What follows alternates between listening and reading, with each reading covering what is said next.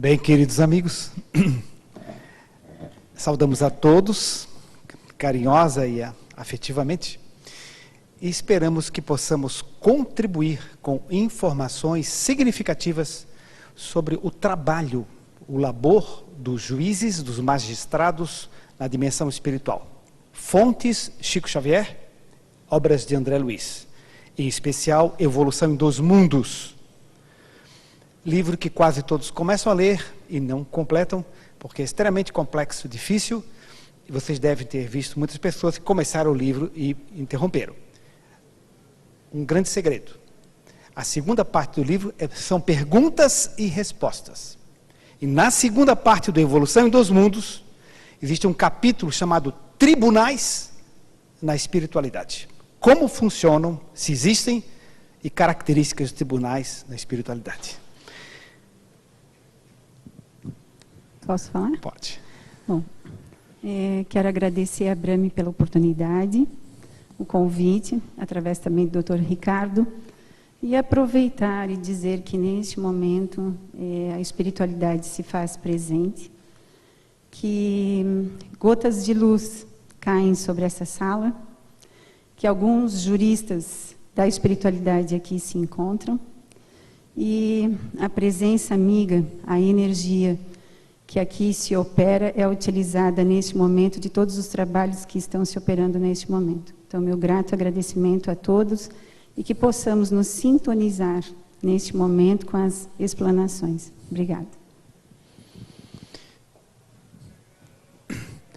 Esta é uma mensagem da natureza. Diz Emmanuel, a natureza é o livro divino, onde Deus escreve a história de sua sabedoria. Antes de entrarmos na questão de como trabalham os juízes, os magistrados no plano espiritual, vamos definir, conceituar pontos principais da doutrina espírita e do mundo extrafísico. Nós sabemos que os princípios básicos da doutrina espírita são esses, condensados. Deus. Não existe o Deus inventado pelos homens. Não existe. Existe o Deus que criou o homem.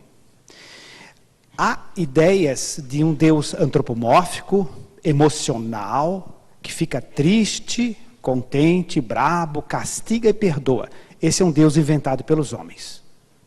Nós sabemos, pelas mensagens espirituais, de escola, de nível, que Deus não tem emoção. Deus é o amor imutável, presente em todo o universo.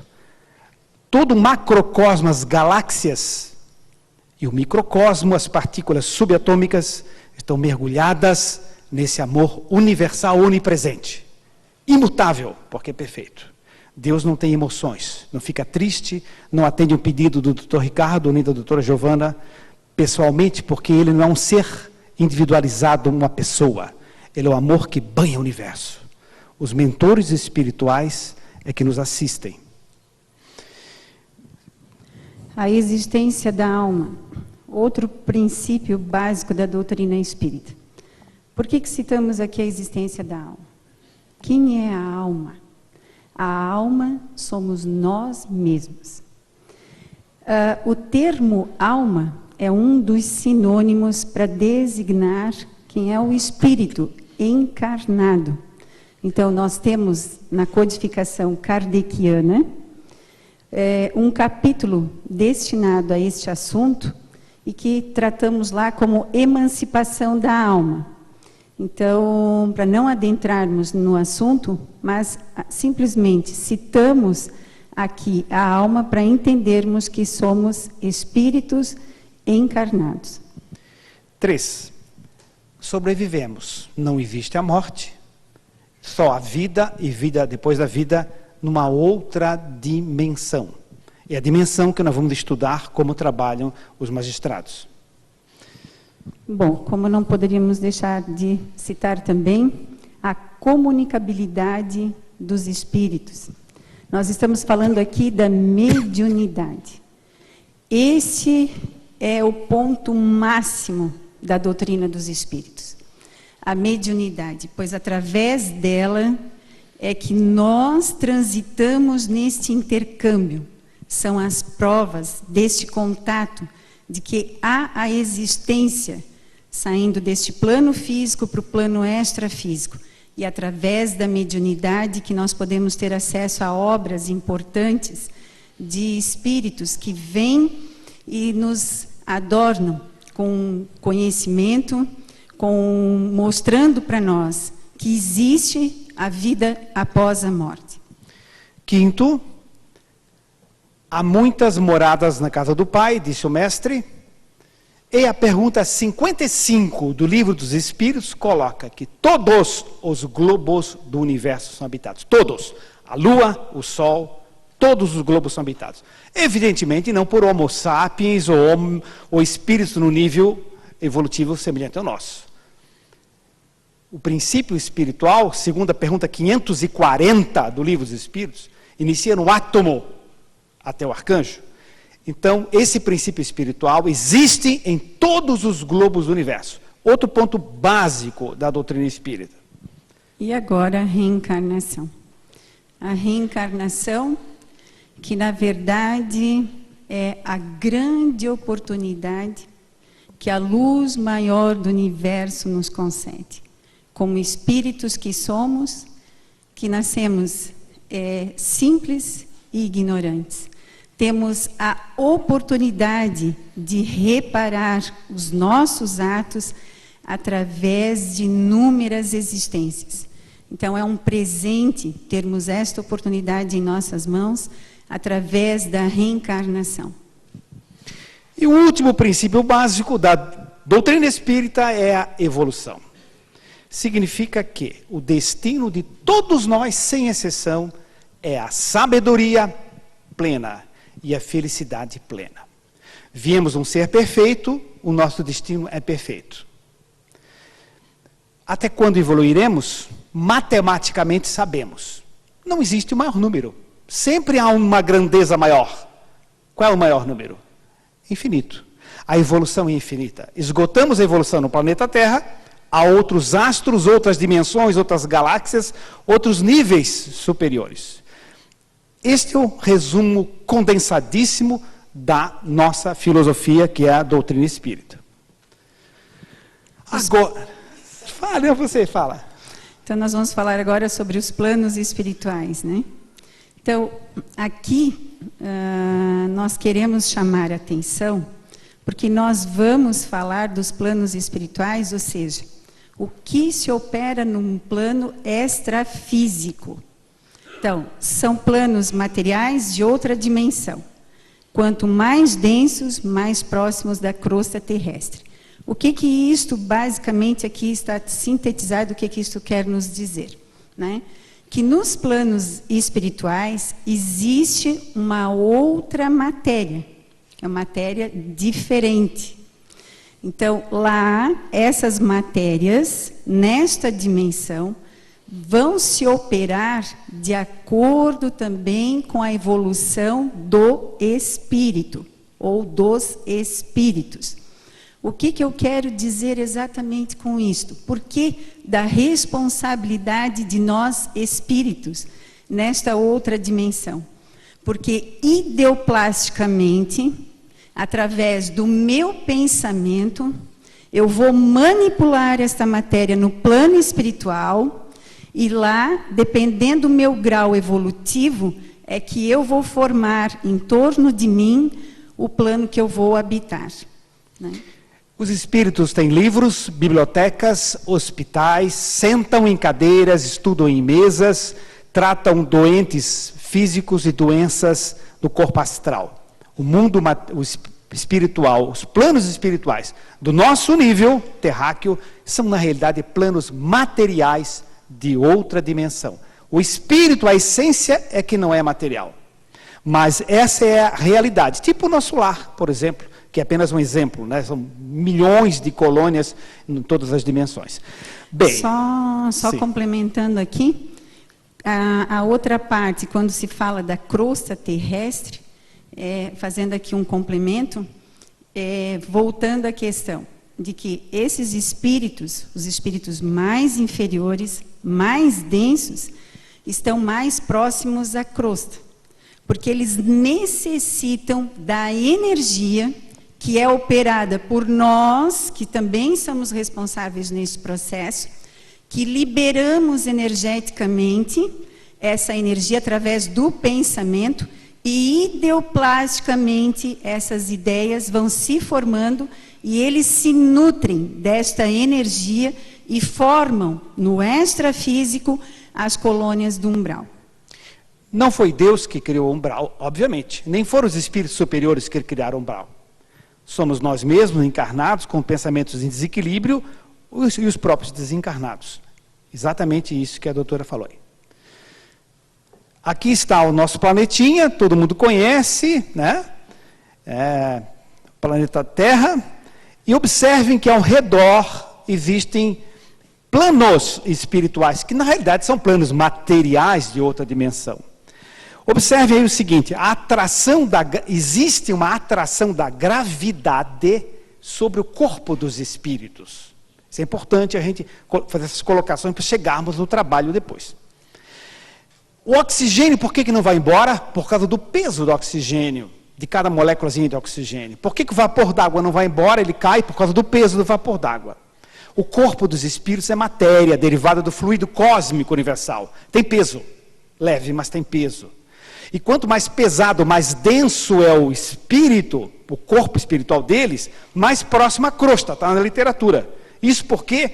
Por causa desse peso específico deles, por causa do nível de vibração baixo. Então, como ela disse, né, ficam próximos à crosta aqueles espíritos mais densos, mais pesados, que sofrem até a atração da gravidade. Esses não conseguem subir, os outros conseguem descer para auxiliá-los. Vejamos. Como o nosso corpo espiritual é matéria quintessenciada, sofrerá a atração da gravidade. Por isso, permaneceremos mais próximos ou distantes da crosta terrestre, de acordo com o nosso peso específico. Bem, é isso que o Dr. Ricardo acabou de falar. Então, quanto mais denso o espírito, mais próximo da crosta terrestre. Falo. Observe nesses dois bonequinhos aí, o que está em azul, nada com relação ao Havaí, não. O que está em azul aí é um espírito mais evoluído. Havaí é um time daqui da cidade, quem não sabe. E o outro preto é o Figueirense, que é outro time da cidade. Embora eu torça para o Figueirense, mas não tem nada a ver com a história, tá? É só para relaxar. Esse espírito em azul ali, ele tem um padrão vibratório mais elevado, ele produz mais energia, produz mais luz. Então ele tem um corpo astral mais leve, ele vive uma zona mais distante da crosta. E o outro é um espírito mais denso, tem um campo vibratório menor. As moléculas deles vibram mais lentamente. O que é um espírito de alta vibração? Né? Vamos ver então o seguinte. Aí, doutora. Pois é, vamos falar do padrão vibratório do espírito. Então nós temos aqui, neste exemplo, o espírito mais evoluído e o menos. É lógico que nessa escala evolutiva, né, Kardec, inclusive no Livro dos Espíritos, vai falar dos graus. Mas aqui, basicamente, nós estamos falando do padrão de vibração que influencia justamente essa questão da aproximação da crosta, de estarmos numa colônia mais acima. Então, no primeiro desenho, vendo? Nós temos aqui as moléculas mais afastadas e vibrando mais rapidamente. Isso é que se opera num espírito mais evoluído. No segundo exemplo, nós temos a questão mostrando o espírito quando ele é mais denso, quando o perispírito dele possui, dentro desses exemplos aqui, não é tão sutil, aonde as moléculas estão mais próximas e vibram mais lentamente.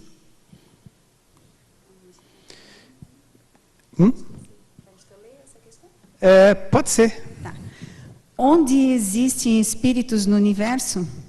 Questão 55 do Livro dos Espíritos, em todos os globos do universo? Já comentamos. O que determinaria nossa ida a um plano espiritual específico? Tem pessoas que imaginam, não, Jesus manda para cá, São Pedro manda para lá, Deus manda para lá. Isso não existe, certo? Isso não existe. Existe o seguinte, vamos ver o que está escrito ali. O nosso modus vivendi gera uma psicosfera individual. O que é o modus vivendi? Tudo que eu penso, que eu sinto no decorrer de toda a minha vida, geram vibrações, que tem comprimento de onda, tem frequência, tem luminosidade, tem brilho, etc, etc, etc.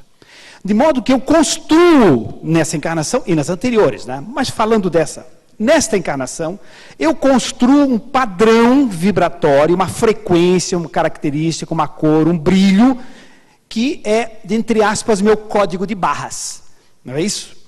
E eu sou atraído por sintonia, por magnetismo, por um plano extrafísico que tenha sintonia comigo. Se eu chego no meu computador e boto www João Pessoa, não vai entrar Florianópolis, vai entrar João Pessoa. Se eu boto no computador www.japão, imagem, som, etc., e emoção do Japão. Significa que eu construo o meu modus vivendi, meu padrão energético, e eu sou atraído magneticamente para o local onde eu mereço. Ou seja, não tem alguém que vai determinar isso. Tem os mentores que acompanham, orientam, dão passes, intuem, jogam amor constantemente. Mas nós mesmos que nos autoprogramamos, com cada pensamento, cada sentimento, o nosso campo vibratório. E para lá iremos. Haverá uma sintonia de energias que nos atrai para esse local. Há, então, a atração para um plano espiritual específico. Né? Vamos adiante. Bom, você quer falar um pouquinho sobre essa? Aí só para a gente, rapidamente aqui, que é o Espaço das Nações, onde encontram-se um grupo numeroso de espíritos que tem a questão que as línguas são diferentes no mundo astral, costume, religiões, cultura, meio ambiente, mas lá encontramos uma diversidade, né, de espíritos. Mas é interessante, curiosíssimo isso. Isso aí está tudo no livro Evolução dos Mundos do André Luiz, certo? E nós observamos lá o seguinte, que existem as sinagogas onde os judeus se reúnem e fazem suas orações. Existem os templos muçulmanos, onde os muçulmanos se reúnem e fazem suas orações. Fala-se inglês sobre a Inglaterra, sobre a Austrália, sobre a Nova Zelândia, fala-se polonês sobre a Polônia, etc. Então há uma cultura, a música, corais visitam outros locais, falando nas línguas, cantando nas suas línguas. Esse é o espaço das nações que o André Luiz fala. Significa isso, gente, que isso de que nós nos comunicamos pelo pensamento, até um dia chegaremos lá. Provavelmente eu não estarei nesse nível. Talvez alguém de vocês esteja. Mas a maioria de nós ainda é emocional, ainda fica triste, tem receio, etc. Somos seres que estamos em processo de crescimento. Nós vamos para lá, atraídos por uma comunidade, inclusive vai falar a nossa língua, com as nossas características. Católicos vão à missa e tudo mais.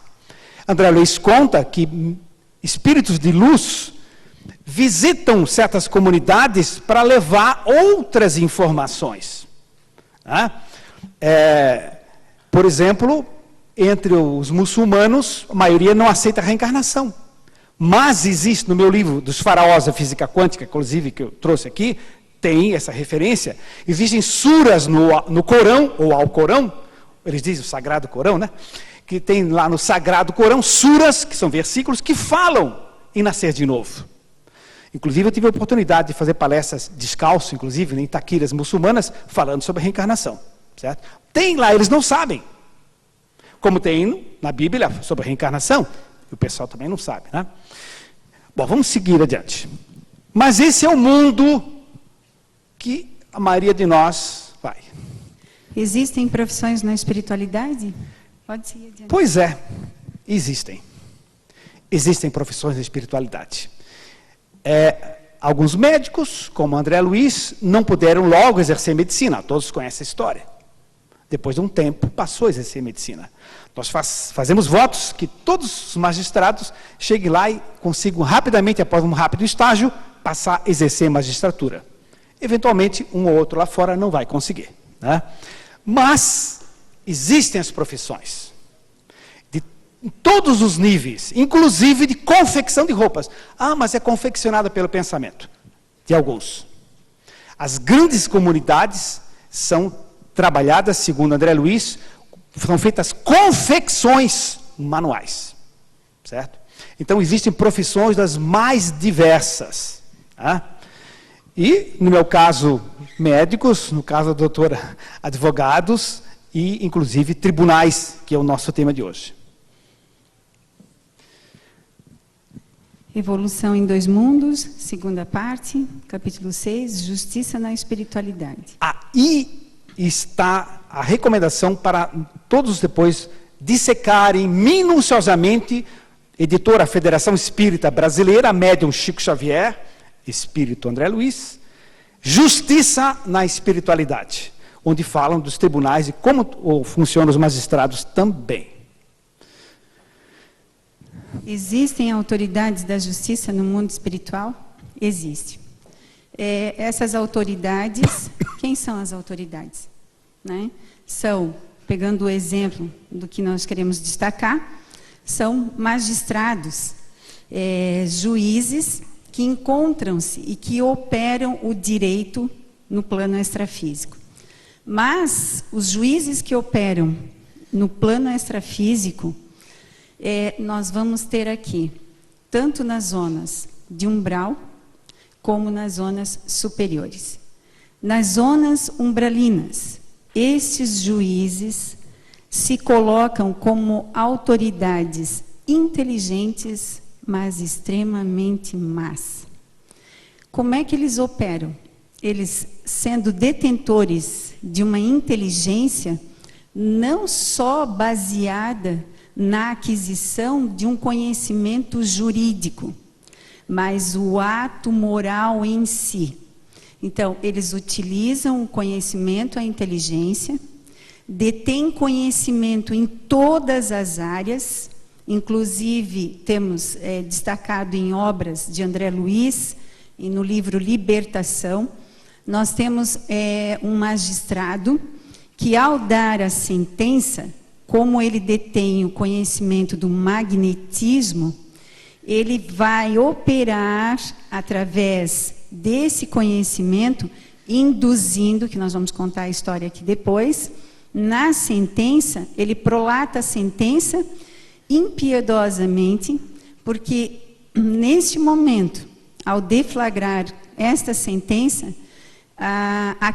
o criminoso, ou seja, não um criminoso como nós estamos acostumados a tratar no meio jurídico, aquele que mata, mas o crime da culpa, que ali por trás gerou uma culpa, ou seja, eu cometi um crime que não é ético, que não é moral, mas que lá para eles consideram um crime, e vão utilizar esse sentimento de culpa que se opera para justamente humilhar. Ao invés de ajudar, eles realmente colocam aquele espírito numa situação impiedosa. Enquanto que nas zonas superiores, o juiz, aqueles que estão no comando de autoridade, eles vão usar do quê? Das 2 grandes asas do espiritismo, usando da inteligência, que é o conhecimento, mas da parte ético-moral. Então, assim, são pessoas, são juízes, são espíritos que se sensibilizam, que vão analisar o caso da pessoa, mas daquele espírito de uma forma com conhecimento jurídico, com conhecimento de psicologia e principalmente voltado para as leis divinas. Nós vamos detalhar depois, mas só para que não passe nenhum equívoco, não é que a gente desencarnou, tem um tribunal esperando a gente. Não tem, certo? Normalmente, o nosso entre aspas, padrão vibratório, código de barra, que nos leva para um certo posicionamento. Porém, há situações, sim, como a doutora falou, há situações, sim, que existem, depois de um determinado tempo, essas reuniões, esses tribunais, com todas as suas peculiaridades, em determinados casos.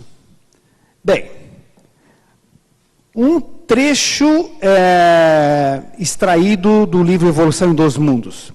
Ainda assim, existe aqui é lá, né? No mundo espiritual. Existe aqui, como é natural, aí tem um trecho, depois a gente vai retornar, magistrados, dignos e imparciais, depois retornaremos.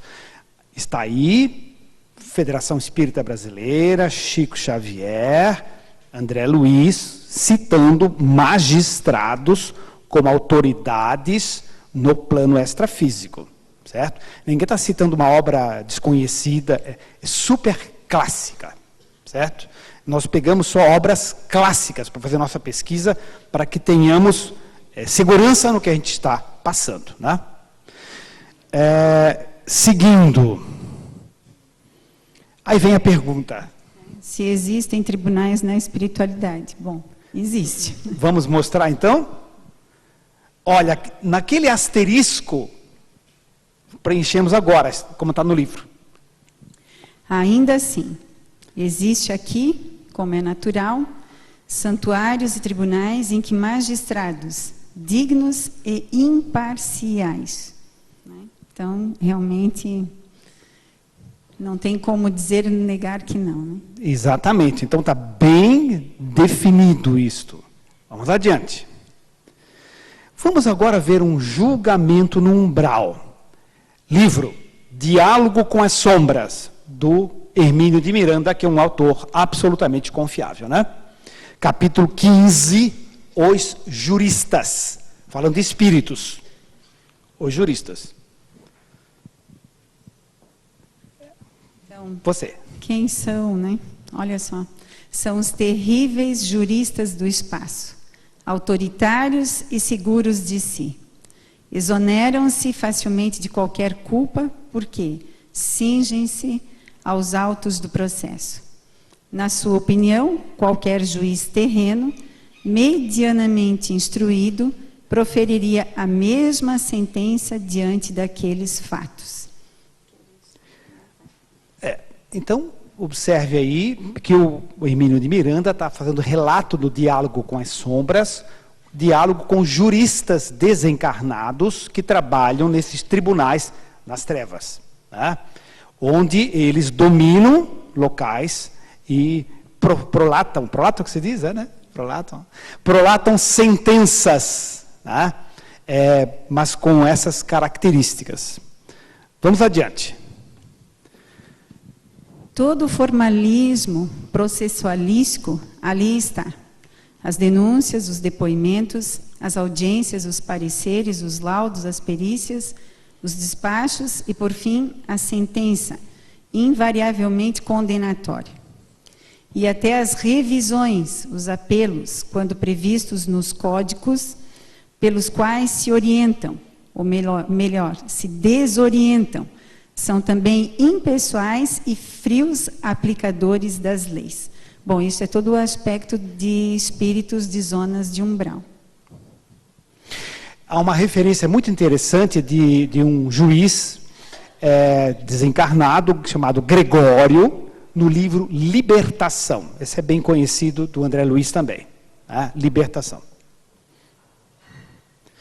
Vamos ver uma sentença condenatória no umbral.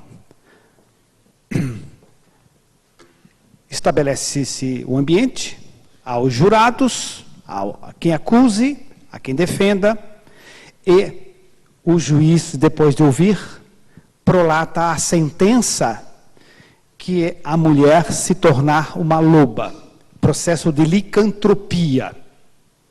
Significa o seguinte: essa senhora, ela tinha assassinado 4 filhos e contratado o assassinato do seu marido. Então, quando ela é trazida para o julgamento no umbral, o magistrado, então, comenta e diz assim, você é uma fera. E o André Luiz cita, o espírito Gubbio cita, que projetam-se dos olhos do magistrado e das mãos deles um campo energético, um magnetismo, incidindo sobre o psicossoma, sobre o perispírito desta senhora. Vocês se recordem no começo que nós mostramos aquelas moléculas girando, certo? A importância disso é que o corpo astral, o perispírito, ele tem uma plasticidade muito grande. É uma das propriedades, o colega de vocês, o Zimmermann, fala no livro Perispírito também, né? Espero que todos tenham já estudado, lido esse livro, que é do magistrado, né? O perispírito fala da plasticidade.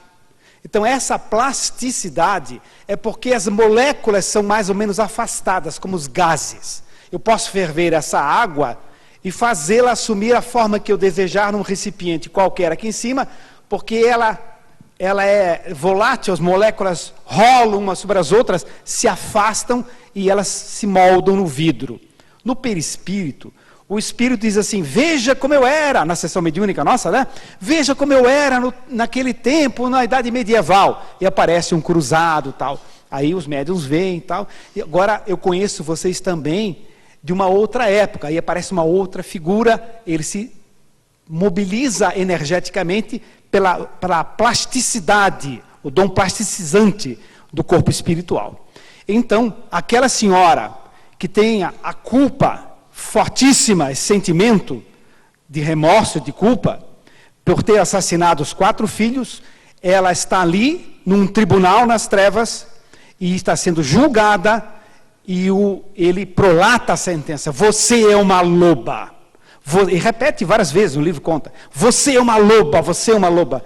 E relata que o perispírito dela começa a deformar-se, entende? Projetando os olhos, alongando as narinas, etc., assumindo uma forma de licantropizada, forma de loba. Evidentemente que isso é transitório e passados meses, anos ou mais tempo, ela poderá retornar ao normal. Todos retornam um dia. Tá? Tudo evolui. Mas ela assume aquela forma. Inclusive, a própria lenda do lobisomem tem até uma certa relação. Algumas entidades licantropizadas, vistas por videntes, às vezes tomam pelo próprio lobisomem. Então aqui está uma sentença condenatória no umbral, certo? Vamos seguir adiante. Agora vamos melhorar um pouco.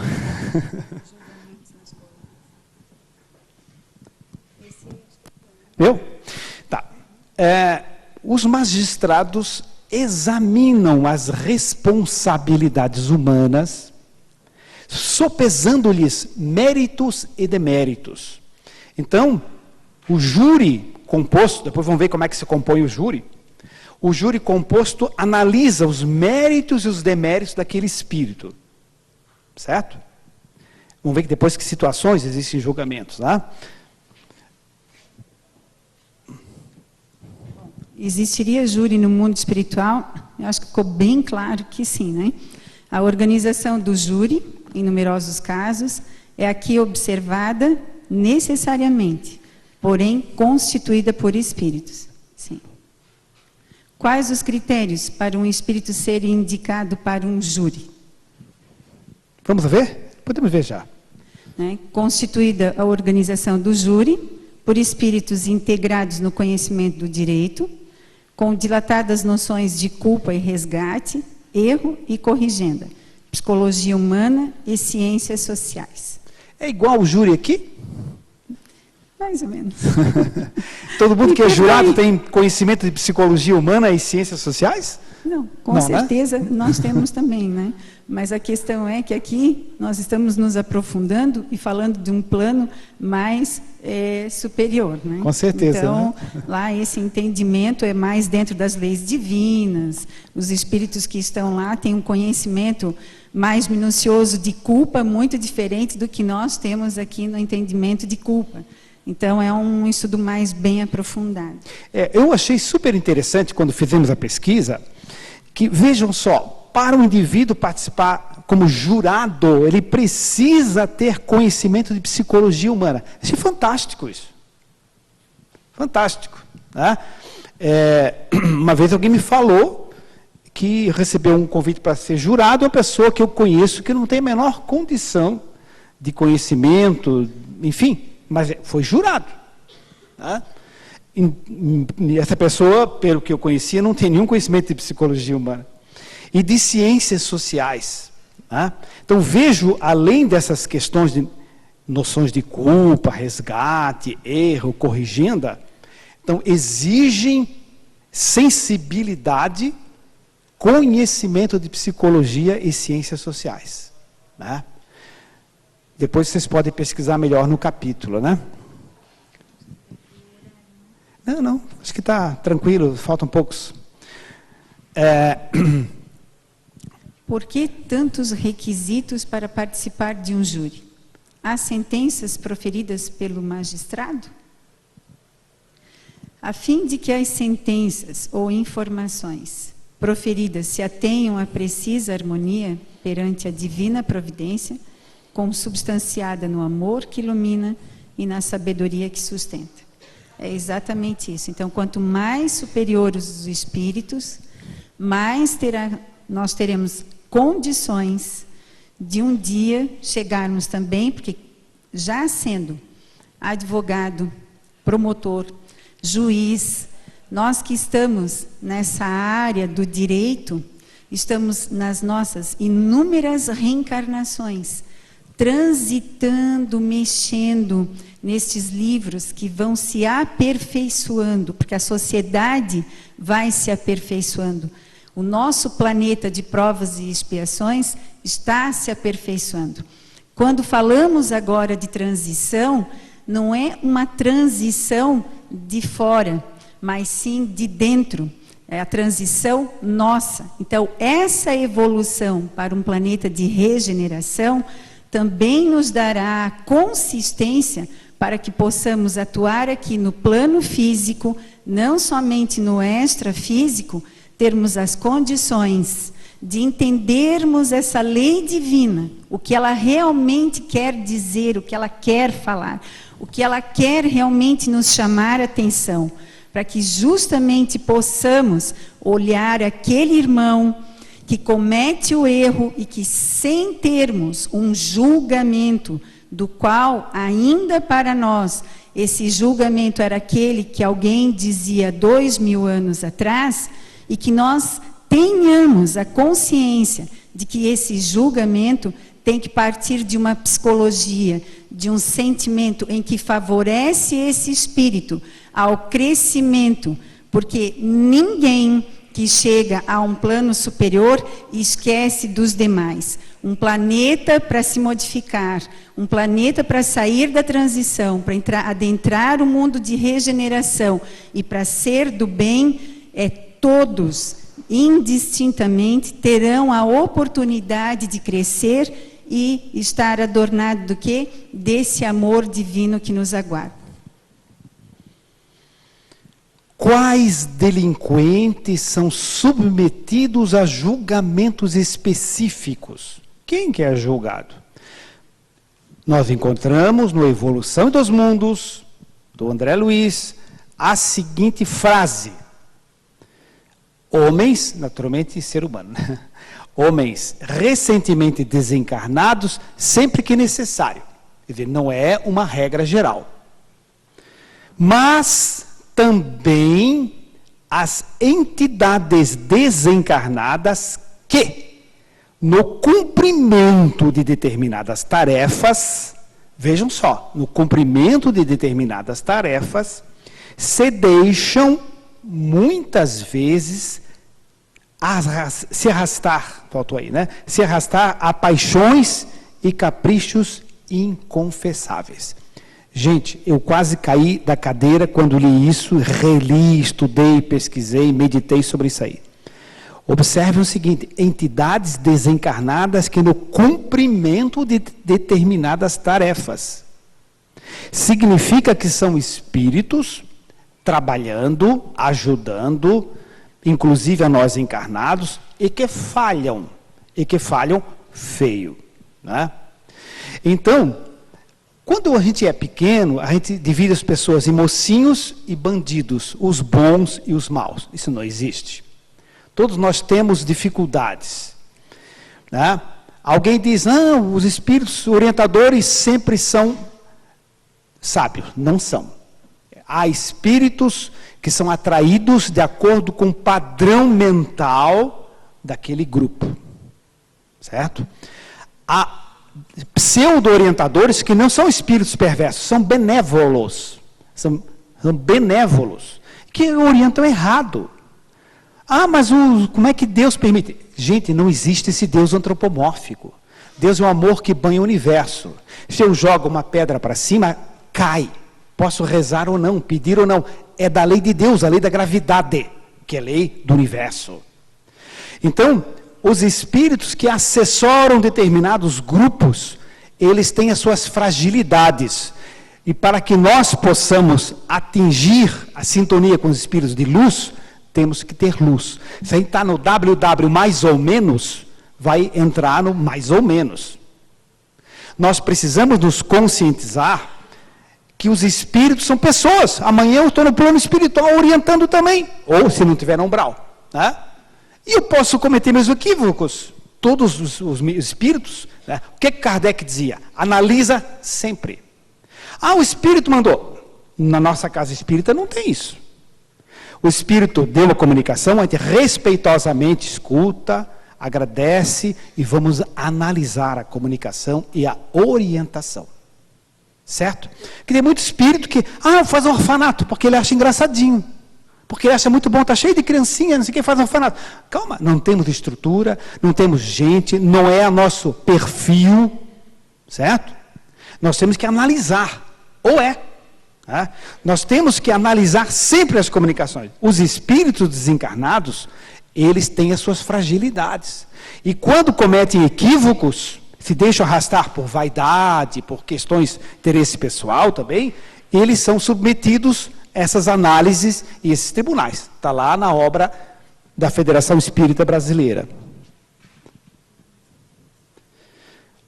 Há julgamentos sumários? Que quanto mais inferior é o grau evolutivo dos culpados, mais sumário é o julgamento pelas autoridades cabíveis. Né?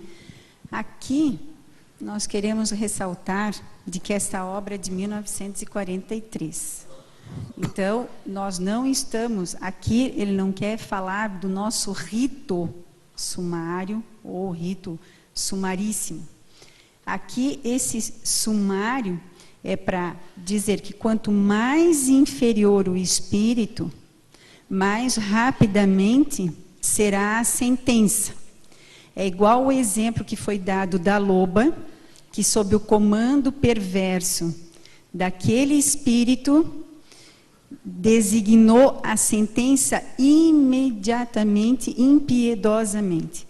Então, nesses casos, são mais rápidos. Agora, quando o espírito, ele já tem as suas conquistas, é um espírito inteligente, que tem o seu aspecto moral e que comete um determinado erro, essa sentença, ela será analisada com aprofundamento, de acordo com aqueles critérios, inclusive, citados anteriormente.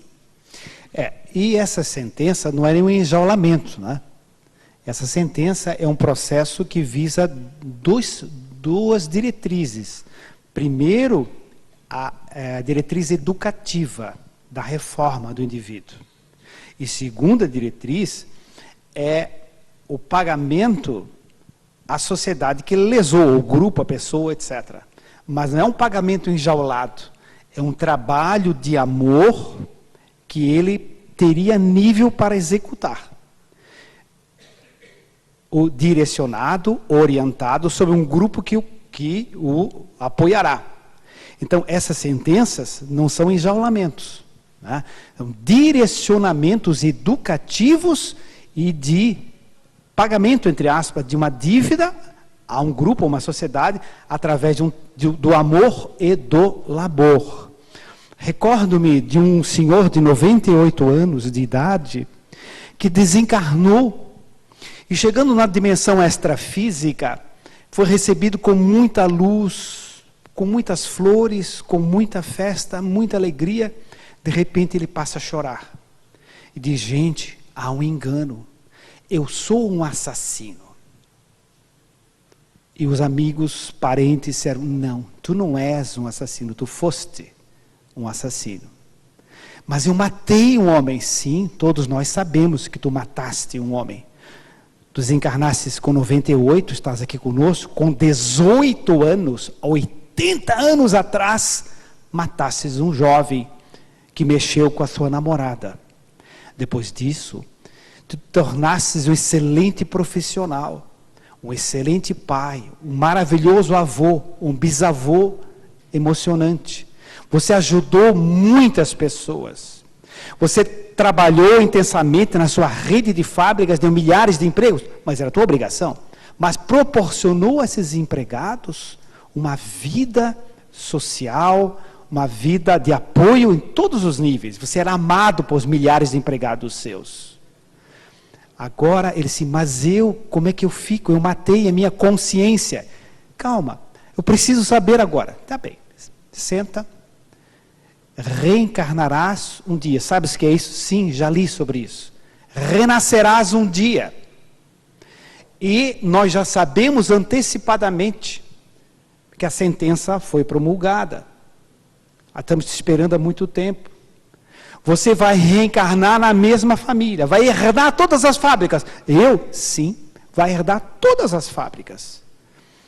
Vai casar-se com a mesma mulher, porque tem merecimento, vocês se amam. Só que não terão mais 4 filhos, terá um filho só. Sim? Quem seria ele que você matou? Você vai entregar todas as fábricas para ele. Mas você vai entregar com amor. Porque você conquistou essa condição.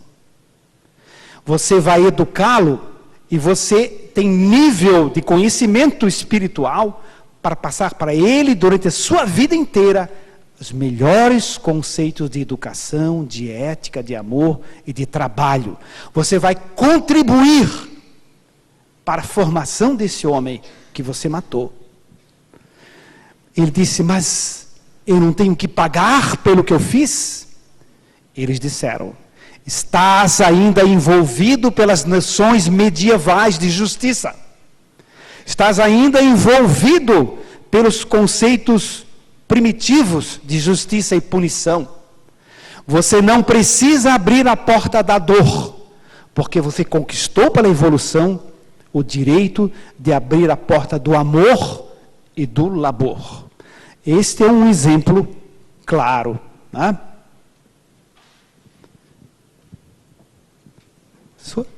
O maior ou menor conhecimento cultural e ético do espírito que delinque altera o rito processual? Quanto mais avançados os valores culturais e morais do indivíduo, mais complexo é o exame dos processos de criminalidade. É aquilo que já comentamos, né? Exato, que já foi comentado, né?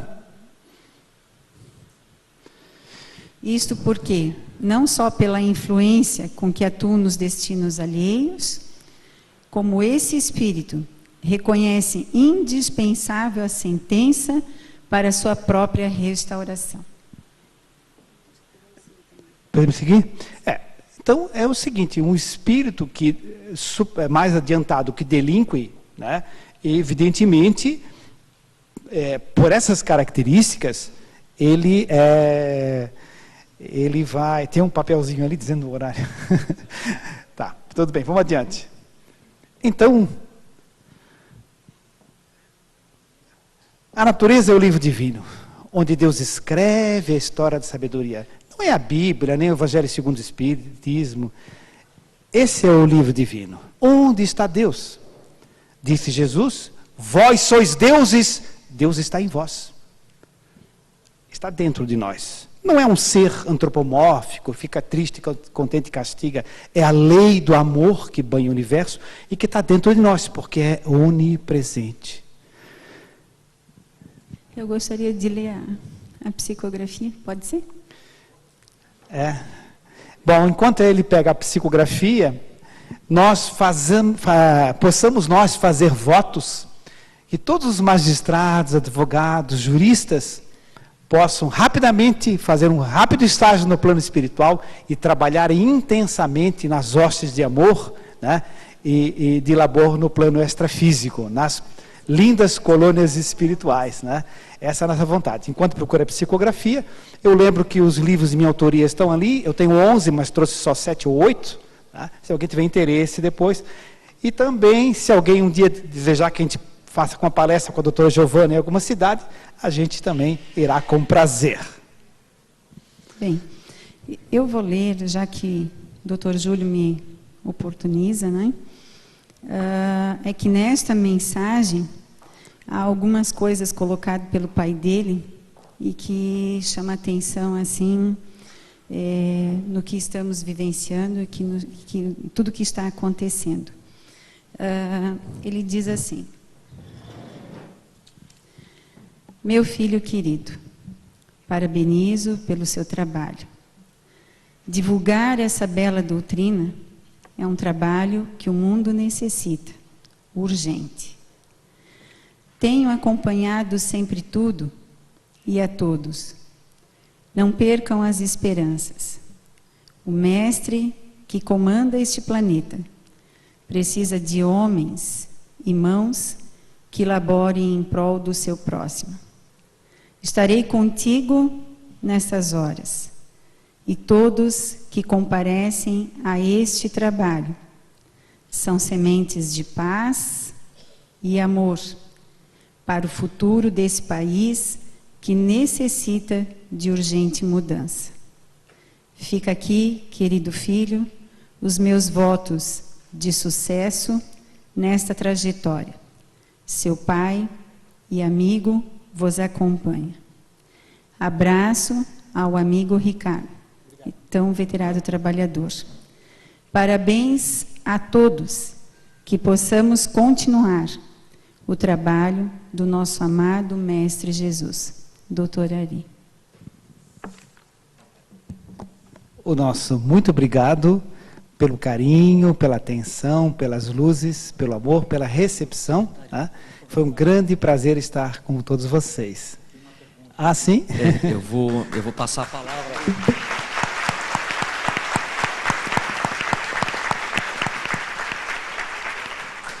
Passar a palavra ao nosso debatedor. Boa noite. Queria dizer rapidamente também a satisfação de estar aqui, cumprimentar o casal pela bela palestra e bela mensagem também, foi um momento inspirado. E rapidamente fazer uma colocação que requer um certo introito, mas vai ser uma introdução bastante sucinta, bastante breve. Então, cada vez mais eu me convenço, acho que todos nós nos convencemos, de aquele que sabe só direito, não conhece nem o direito. Como precisamos ter outras disciplinas que possam nos ajudar na nossa tarefa, nossa dura tarefa de julgar o semelhante. E gostaria de pensar um aspecto que foi comentado pelo Dr. Ricardo, para poder daí lhe perguntar, extrair um pouco mais do conhecimento de alguém que já tem uma biografia tão vasta no Espiritismo. Então, não é? O senhor falou em certo momento, que não foi Deus quem criou o umbral, foi nós que fizemos. Exatamente. Isso me lembra uma passagem em que o Pablo Picasso estava com Guernica, o famoso quadro, não é? Bombardeamento daquela cidade espanhola pela tropa nazista, e um oficial alemão, um coronel, perguntou: foi o senhor que fez isso? E ele respondeu: não, foi vocês que fizeram. Que tem uma certa semelhança com isso, não é? Isso nos leva também a uma questão de um julgamento que aconteceu um pouco depois, o julgamento de Nuremberg, em 45. Nuremberg? Nuremberg, o julgamento de Nuremberg. E mais adiante, não é? Aquela vez em que comandos israelenses sequestraram um nazista bastante famoso, Eichmann, e fizeram um julgamento em Jerusalém, que gerou um livro da Hannah Arendt, muito bom, chamado Eichmann em Jerusalém. E ali foi cunhada a expressão que até hoje nós conhecemos, a banalidade do mal. Mas essa expressão, a banalidade do mal, na verdade, ela está num outro livro, que não é do Emmanuel, mas é do Immanuel Kant, que tem um livro maravilhoso, chamado, pouco conhecido, chamado A Religião nos Limites da Simples Razão. E eu tive a oportunidade de ler esse livro ano passado, numa circunstância acadêmica, não é? E lá está escrito, né, que, interessante o que Kant falou, o ser humano não é uma folha em branco, né, que recebe as impressões positivas e negativas da sociedade. Não é. Também não é algo intrinsecamente bom, aquela ideia do bom selvagem de que falava Rousseau. Ele dizia que o homem, o ser humano, tem uma potencialidade para o mal, tem um mal inato que traz consigo. Então ele traz uma carga negativa, que para uns pode ser -2, -3, para outros -10, o Hitler, né? Outros não é mais neutra, mas sempre traz essa carga negativa. Então, essa carga negativa inata seria as nossas más tendências, as nossas más inclinações, o nosso karma, na má concepção do termo, mas que é utilizado no vulgo, não é? Isso seria o verdadeiro pecado original, na verdade. É isso, é essa nossa herança maldita, não é? Então, vejam como é difícil julgar, porque todos nós temos, em maior ou menor grau, essa fraqueza, esse vício, né? E como bem falou o Dr. Pedro, citando o Hermínio Miranda, a evolução relativa que nós temos aqui na planeta não é muito distinta de um para os outros. Então, muitas vezes, o juiz que está julgando não é um ser moralmente ou tão intelectualmente superior ao seu julgado. Isso é bem interessante. Daí a necessidade de nós julgarmos com humildade e, principalmente, julgarmos com empatia. E isso é bastante difícil, quanto mais levando em conta o acúmulo de processos que todos nós temos, não é? E aí vem aquela máxima, né? É muito fácil ser bom, porque ser bom é sempre julgar em prol do hipossuficiente. E é fácil descobrir uma relação jurídica com a parte mais fraca. O difícil é ser justo. Essa é a grande dificuldade. Mas o que é, em última análise, justiça? Não é? Eu estou há muito tempo, como vocês também, há muito tempo estudando direito. Sabem o que é justiça? Eu sabia quando era estudante, hoje não sei mais. Pode-se dizer que a justiça é aquilo que o direito almeja tornar-se no dia, não é, em que essa transição planetária acabar. Então é aquilo que o direito almeja tornar-se quando todos nós formos mais evoluídos. Então, concluindo, não é, eu pergunto ao Dr. Bernardi, não é, como é que nós, juízes, podemos ser os artífices dessa transformação, sem descambar para aquele lado do coitadismo, né, nesse mundo em transição, transformando, então, o direito em justiça. My God. Eu lembro que a doutora Giovana colocou num certo momento da sua exposição as duas asas do amor e do conhecimento, não é? A asa do amor e da inteligência. Esse é um princípio fantástico, porque o magistrado que usa do amor, que não confundir com a pena do coitadismo, né? Mas com aquele amor sereno, mas ao mesmo tempo com conhecimento, né? Ele está a caminho. Outra questão é o seguinte, é lamentável colocar que o sistema penitenciário brasileiro, ele infelizmente não é muito educativo, né? Não é muito educativo, porque vocês vejam que as sentenças lavradas no plano extrafísico, nas colônias superiores, elas são sempre educativas, de regeneração e oportunizando trabalho, reposição àquele que foi lesado. Você veja aquele senhor que matou, mas ele atingiu um nível que permitiu reencarnar no próprio meio rico novamente, né?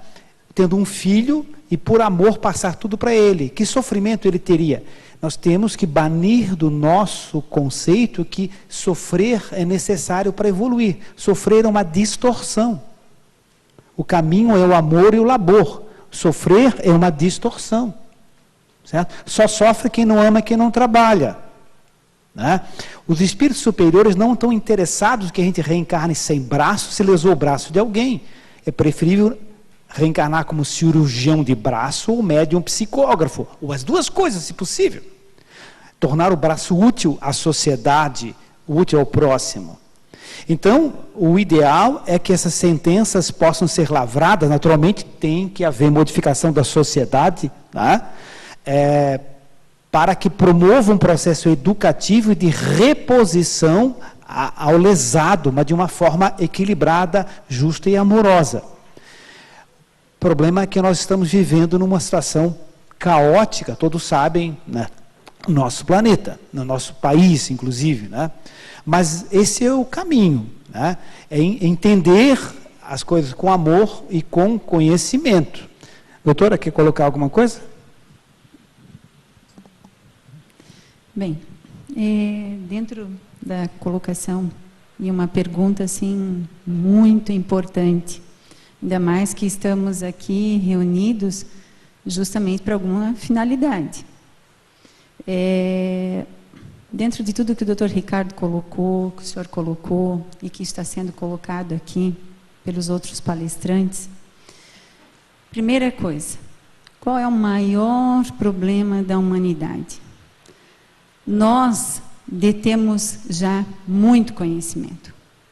A inteligência está cheia de um psiquismo aonde cada vez mais nós buscamos as coisas do plano físico, do imediatismo. A tecnologia que avança, a ciência em todos os níveis, mas o homem tem esquecido de quem ele verdadeiramente é. Nós somos espíritos e a transformação moral é a mais importante, porque é o exemplo que arrasta. Então, não basta eu estar sentada aqui e dizer algo, se daqui a pouco eu sair daqui, o meu exemplo é que vai ficar. Então, que exemplo nós estamos sendo de sociedade? O que nós estamos atravessando? Será preocupados realmente com a transformação ético-moral do nosso planeta? Será que todos nós voltaremos para este planeta? Porque dentro do que estamos plantando, falamos tanto em energia, em vibração e magnetismo, seremos atraídos para cá desde que os nossos atos são o nosso modus vivendi que fará nós retornarmos. Então, como será dada, ou como serão dadas essas sentenças, esses julgamentos? Não estou aqui querendo dizer que nós já não evoluímos, que somos espíritos inferiores, que não estamos fazendo o nosso trabalho direito. Bem pelo contrário. Estamos aqui porque já existe dentro de nós essa transformação. Existe o desejo desse conhecimento, mas não podemos deixar de esquecer que essa transformação começa em nós. Por isso que Divaldo, em um dos livros que ele fala sobre diretrizes de segurança, e no aspecto da mediunidade, e que é muito importante, que eu cito sempre isso, inclusive para os meus alunos, que estuda-se, começa-se estudando quem eu sou, o que eu gosto, quais são as minhas vontades. Porque a partir do momento que eu me conheço, eu conheço o criminoso, eu conheço o comportamento dele, eu passo a entendê-lo melhor. Como é que esses espíritos em planos superiores vão dar uma sentença com amorosidade? Conhecendo as leis divinas. Não sou eu que estou dizendo isso. Estão nas obras de André Luiz. Então, assim, eu parabenizo a todos que já encontram-se nessa vontade de já conhecer essa doutrina maravilhosa, que abre as nossas mentes, para que todos nós possamos trabalhar juntos em prol de um futuro melhor, de um país melhor, e inclusive sermos realmente esse mundo de regeneração, que ainda não será um mundo feliz. Muito bem. Muito obrigado, em nome da Abrame, aos queridos Giovana e Ricardo, pela atenção de vocês, pelo carinho, pelo desprendimento e pelas belíssimas mensagens que nos deixaram aqui hoje. Até a próxima. Contamos com vocês em outros eventos, né, Dr. Copes? Com certeza. Nós queremos convidar o presidente de mesa, bem como o debatedor, para que faça a entrega de uma singela lembrança também aos nossos palestrantes, Ricardo de Bernardi e Giovana Rosa.